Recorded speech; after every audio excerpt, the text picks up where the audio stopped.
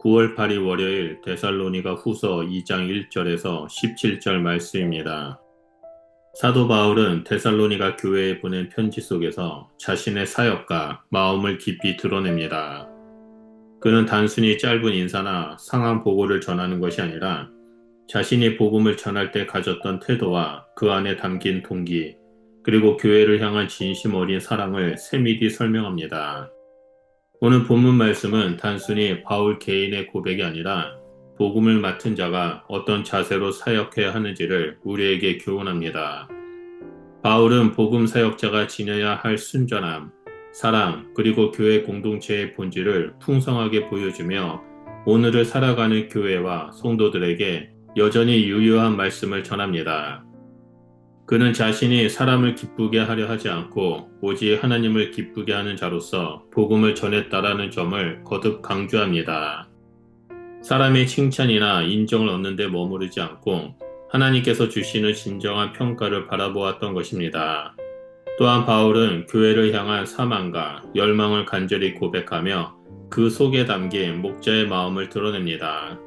마치 부모가 자녀를 돌보듯 성도들을 품고 위로하며 믿음 안에서 굳건히 서기를 간절히 바라는 마음이 그의 글 전반에 흐르고 있습니다. 오늘 말씀을 통해 우리의 신앙과 교회 생활을 점검하며 어떻게 복음을 맡은 자로 살아가야 하는지를 함께 살펴보고자 합니다. 먼저 첫 번째로 1절에서 6절의 복음 사역의 순전함입니다. 바울은 자신과 동역자들이 데살로니가에서 행한 사역이 사람의 기교나 거짓이 아닌 하나님의 복음을 맡은 자로서 진실하게 전하는 것임을 강조합니다. 그들은 단순히 눈앞의 유익이나 사람들의 호감을 얻기 위해 일하지 않았습니다. 그들의 목적은 오직 하나님을 기쁘시게 하는 것이었고 하나님께서 주시는 인정과 평가만을 바라보았습니다. 오늘날 우리의 신앙생활을 돌아보아야 합니다. 내가 하는 사역과 봉사, 심지어 예배와 기도까지도 혹시 사람의 인정을 구하는 것은 아닌지 살펴봐야 합니다. 겉으로 드러나는 열심이 아니라 마음 깊은 곳에서 하나님을 향한 진실함이 있는지를 확인해야 합니다. 우리가 진정으로 서 있어야 할 자리는 사람의 평가가 아니라 하나님 앞에서 정직히 서 있는 자리입니다. 오직 하나님을 기쁘시게 하는 마음으로 우리의 믿음과 삶을 지켜 나아가야 합니다. 둘째로 7절과 12절의 복음 사역자의 사랑입니다. 바울은 자신을 유모와 같은 존재로 표현하며 어린아이를 돌보듯 교회를 섬겼다라고 말합니다. 이 표현 속에는 따뜻한 보살핌과 세심한 관심이 담겨 있습니다. 마치 갓난아이를 안고 젖을 먹이며 돌보는 어머니처럼 바울은 성도들의 연약함을 감싸 안으며 함께 걸어갔습니다. 또한 그는 아버지처럼 권면하고 위로하며 격려했다라고 고백합니다. 아버지가 자녀에게 올바른 길을 가르치듯 바울은 믿음의 공동체를 바른 방향으로 이끌기 위해 애썼습니다. 단순한 교훈이나 지식 전달이 아니라 삶의 본을 보이며 사랑으로 권면했던 것입니다. 즉 바울의 사역은 권위적이거나 억압적인 것이 아니었습니다. 오히려 사랑과 인내, 격려로 가득 차 있었으며 그 속에서 성도들은 안전함과 힘을 얻었습니다. 참된 복음 사역자는 바로 이렇게 사랑으로 섬기는 자입니다. 교회 안에서의 관계 역시 마찬가지입니다. 서로를 향한 사랑과 돌봄이 있을 때 복음은 더욱 분명하게 드러나고 교회 공동체는 건강하게 세워집니다. 우리는 단순히 조직과 제도로 움직이는 공동체가 아니라 하나님의 사랑을 나누고 돌보는 영적 가족입니다.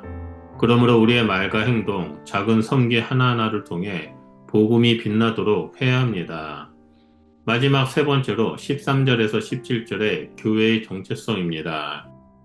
바울은 데살로니가 교회가 하나님의 말씀을 사람이 아닌 진리의 말씀으로 받아들였다고 칭찬합니다. 이들의 태도는 단순히 지식을 받아들이는 차원이 아니라 말씀을 살아계신 하나님의 음성으로 인정하고 순종하는 모습이었습니다. 그들은 말씀 안에서 점차 변화되었습니다. 삶의 가치관이 바뀌고 행동이 달라지고 신앙의 뿌리가 깊어졌습니다. 특별히 환난과 핍박 속에서도 흔들리지 않고 믿음을 지켰습니다. 이는 말씀의 능력이 그들의 심령 속에서 실제로 역사하고 있었음을 보여줍니다. 또한 바울은 그들을 영광의 면류관이라고 부릅니다. 이는 바울의 사역이 헛되지 않았음을 드러내는 동시에 성도들이 바울의 기쁨과 자랑이 되었다는 뜻입니다. 성도의 믿음이 굳건히 서 있는 것만큼 사역자에게 큰 보람은 없습니다. 교회의 참된 정체성은 여기에 있습니다. 하나님 말씀 위에 서 있는 공동체, 그 말씀 안에서 서로를 세워가는 공동체가 바로 교회입니다. 그러므로 교회는 단순한 건물이 아닙니다. 교회는 말씀을 붙잡고 살아가는 성도의 모임이며 그 안에서 하나님 나라가 이루어지고 확장되어 가는 것입니다. 오늘 말씀을 통해 우리는 신앙의 길에서 꼭 붙잡아야 할 중요한 교훈들을 발견합니다.